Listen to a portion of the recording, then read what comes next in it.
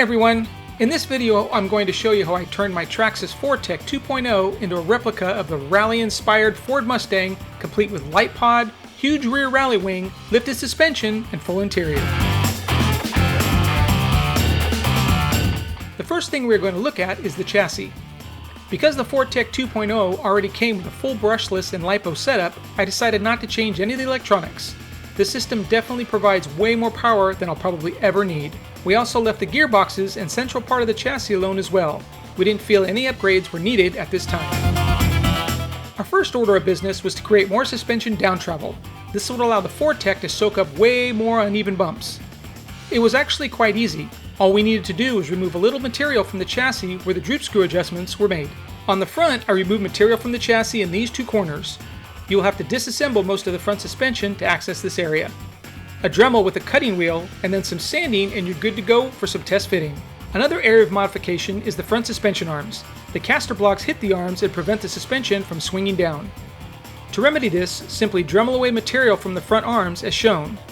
This is a trial and error method and does slightly weaken the front arms, so only remove a little material at a time until you get the desired down travel. Here's how much down travel we gained in the front. The left side is the modified side, the right side is stock.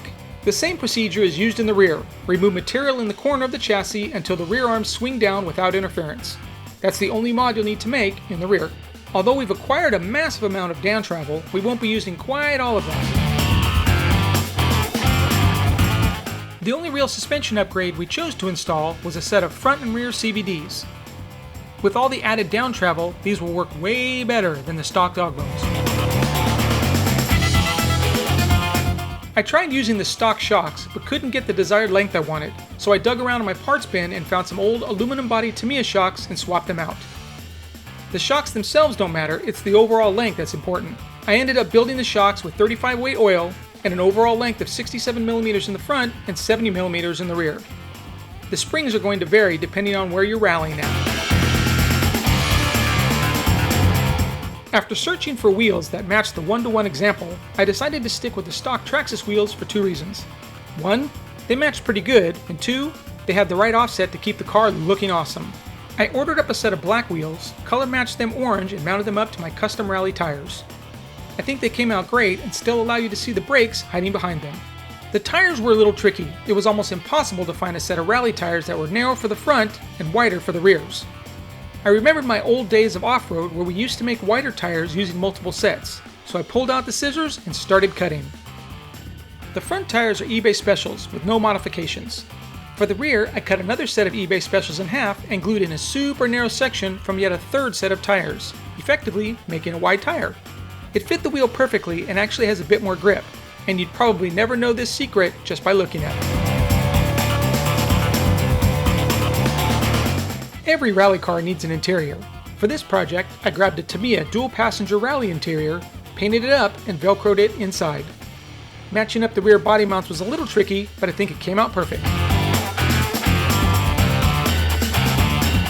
I wanted to do something a little different for this rally conversion, so after doing some Google searching, I came across this cool-looking Ford Mustang. Thankfully, Traxxas made a similar Mustang body, so I used that as the base for the project. I added some matching paint, a similar livery, and a front light pod from the Tamiya Launcher Rally Kit which, by the way, can be fitted with LEDs if I so choose. The rear wing is also Traxxas, off one of their 1/10 scale Ford Fiestas. It is a bit big, but is almost a spot-on match from the 1-to-1 build. I mounted it using 3 points, 1 point on the rear deck and a 2-point setup in the rear window. A pair of Tamiya aluminum right-angle mounts help lock the wing in place. This setup is unbelievably strong, and yes, I've tested it quite extensively. This rally conversion has been super fun, but at the moment, I am looking at some future upgrades for the build. 1, the steering.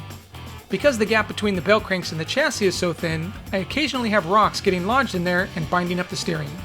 The center drive shaft is also getting quite abused with rocks as they sit in the nooks and crannies and grind away at it.